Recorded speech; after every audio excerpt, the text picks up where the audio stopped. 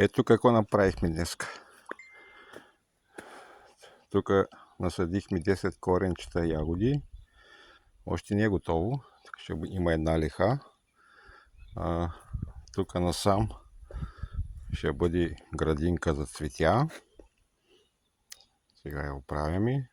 Тук лозата ще трябва да се реже. Тя не е рязана изобщо. Сега ще оставя, защото пробвах едно. Отрязах една асма. Не знам как, дали правилно, дали не. Сега плаче бая. Ама я отрязах. Тук пуснах един. Оставих тук чеп на две очи, две пъпки. Да видим. И насам тук от слънцето пече.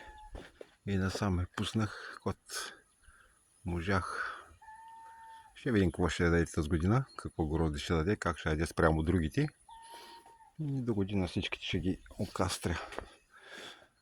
Така, нашата градинка на село. И започнахме от 2 дена, вчера и днеска. Ще бъде всичко мулчирано, няма да се копай. Всичко ще е с мулч, дървен чипс и пътеки така. И, значи тук както ще има ягодки, тук ще има 50 см пътека между двете и насам ще има още 2 ряда ягодки до края. Така, след това тук почнахме да съдим домати. Сега ги поливаме малко. Тук не са, тук са навади, защото нямам още мулч. Ама след време ще стане. Насъдихме колко корена? 18 корена домати. Имаме да съдим ранно зелие, още листен чесън за листа, лук за листа, зеле казахме и ко беше още забравих, ама като го насъдим ще ви покажа. Какви домати сме насъдили сега. Взели сме наслада. 1, 2, 3, 4, 5 корена наслада, 5 корена ръдби и едно чери. Тук има накрая. Тук има за смички съм боднал пръчки. Това ще стане. Има босиляк между доматите и турта има. Съм насял семи на едно изникне. От другата страна са по 3 корена розова магия и розов едър. За сега са ни само тези домати. По-нататък ще продължим. Ама не искам да копая, в момента няма как, не съм си направил още компостер, нямам компостери и така. След време ще го правим. Всичко с времето си. Бавно по бавно. Тук всичко насам трябва да се изчисти от тревата, както там изчистих за сега. Да се изчисти, се насеи, ще видим картофи. Тук мисля, да и картофи мисля малко да се, може би сме закъсняли, не знам, ама тук накрая на тази площ, накрая ще насеем малко картофи, не знам, 2-3 реда, 4. Тук горе имаме овошки. Имаме, не знам даже и какви са овошките, ама като има вече много трева има, трябва да се коси. Ще косим, има всичко. Тук мисля, че това е синя слива, не знам, като роди ще видим какво е. Там има пак още някакви. Тук има една хубава череша. Ще видим какво ще даде. Тук има един орех. Има една череша, нацъфтяла хубаво. Там има, мисля, че е круша. Да, круша е. Череша тук пак е круша, сигурно. Не знам. Това не го знам какво е. И тук пак ще трябва да се коси, да се оформят дръвчетата. Те не са варосвани. Нищо не е правилно. Бъдеще до година ще трябва да взема да ги варосвам, да видя кое ще стане, кое ще няма да стане. Нито са рязани, нито нищо. Но ще ги подрежем, ще видим какво ще направим. Тук има едно изсъхнало, едно дръвче е изсъхнало, ще го махна.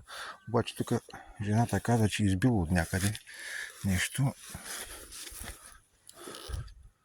И тук избива нещо, ама не знам, ще го оставим да видим.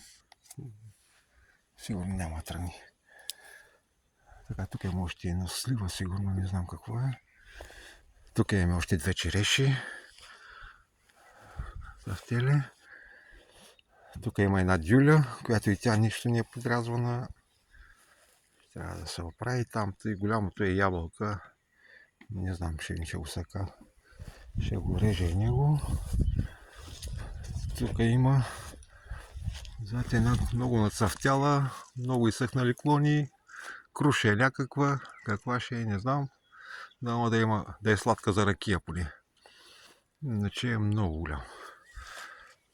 И тук пак има да се оправя. Тук има зад къщата още пространство. Има смичка. Има и лози някакво. Не знам какво е. Ще видим като порасне. Трябва да се оправи. И това е. Вече сме трети ден. Трети ден сме тук в България, откакто се тръгнахме от Малта. И за сега това свършихме. Направихме си малко расът. Не, че сме направили. Купихме си расът за домати, насяхме си, подготвихме си там лихичките. Подготвяме. Този дънер ще го отрежа на нивото на простира, където е малко по-високо. Много хубава роля играе за простира. И така. Това е. Да ви покажете общ план. Това е къщата. Там е жена ми.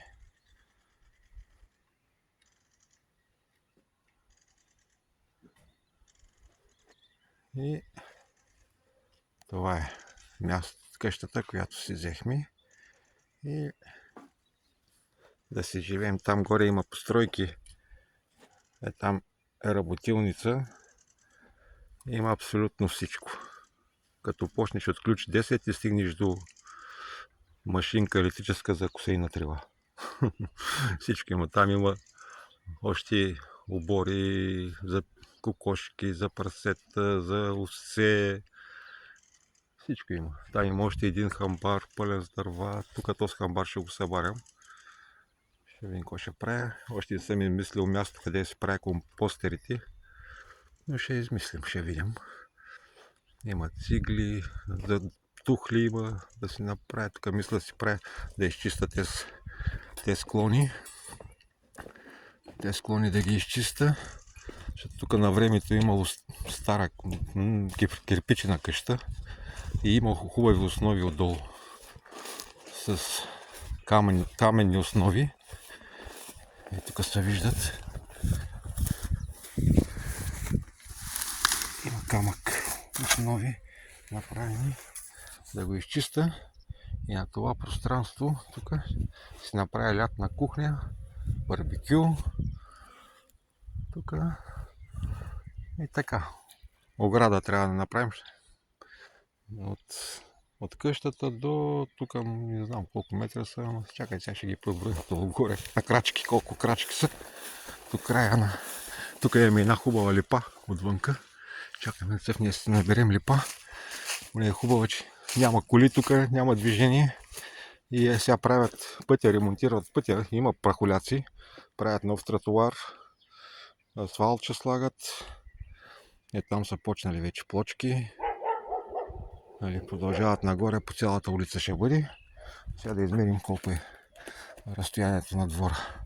1, 2, 3, 4, 5, 6, 7, 8, 9, 10, 11, 12, 13, 14, 15, 16, 17, 19, 20, 21, 23, 24, 25, 6, 27, 28, 29, 30, 31, 32, 33, 34, 35, 36, 37, 38, 39, 40, 41, 42, 43, 4, 45, 46, 47, 48, 50.